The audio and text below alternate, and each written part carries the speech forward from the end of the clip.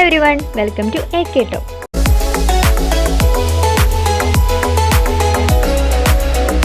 Trial allotment എല്ലാം കഴിഞ്ഞ് എല്ലാവരും +1 ഫസ്റ്റ് അലോട്ട്മെൻറ്റിന് വേണ്ടി വെയിറ്റ് ചെയ്യാനില്ലേ? ഇപ്പം നമുക്ക് +1 ഫസ്റ്റ് അലോട്ട്മെൻറ്റ് എന്താണെന്നും അതിൻ്റെ ഡേറ്റ് എല്ലാം തന്നെ നോക്കിയാലോ. ഫസ്റ്റ് അലോട്ട്മെൻറ്റ് പബ്ലിഷ് ചെയ്യുന്ന ഡേറ്റ് എന്ന് പറഞ്ഞാൽ അത് ജൂൺ 2 ഫസ്റ്റ് അലോട്ട്മെൻറ്റ് എന്താണെന്ന് ചോദിച്ചു കഴിഞ്ഞാൽ നമ്മൾ ട്രയൽ അലോട്ട്മെൻറ്റ് വന്ന സമയത്ത് അഡ്മിഷനൊന്നും എടുത്തിട്ടുണ്ടായില്ല അല്ലേ?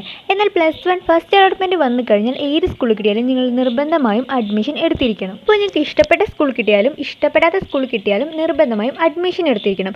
എന്നാൽ നിങ്ങളുടെ മുന്നിൽ ഓപ്ഷൻസ് ഉണ്ട്.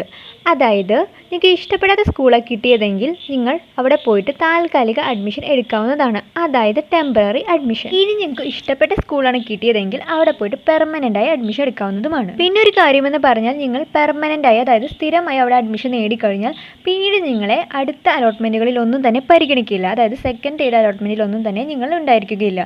ഇനി നിങ്ങൾ താൽക്കാലിക അഡ്മിഷൻ അതായത് ടെമ്പററി അഡ്മിഷനാണ് എടുത്തതെങ്കിൽ നിങ്ങളെ മറ്റുള്ള അലോട്ട്മെൻറ്റുകളിലെല്ലാം തന്നെ പരിഗണിക്കുന്നതുമാണ്. ഓക്കെ, ടെമ്പററി ആയി അഡ്മിഷൻ എടുത്ത കുട്ടികൾ സെക്കൻഡ് അലോട്ട്മെൻറ്റ് വെയിറ്റ് ചെയ്യുന്ന സമയത്ത് നിങ്ങൾക്ക് ലഭിച്ച സ്കൂളിൻ്റെ അടിയിലുള്ള സ്കൂളുകളെല്ലാം തന്നെ ക്യാൻസലായി പോകും. അതിൻ്റെ ഹയർ ഓപ്ഷനിലേക്കാണ് നിങ്ങളെ സെക്കൻഡ് അലോട്ട്മെൻറ്റിൽ പരിഗണിക്കുകയുള്ളൂ. ഇനി എപ്പോഴാണ് കിട്ടിയ സ്കൂളിൽ പോയി അഡ്മിഷൻ എടുക്കേണ്ടതെന്ന് അറിയുക.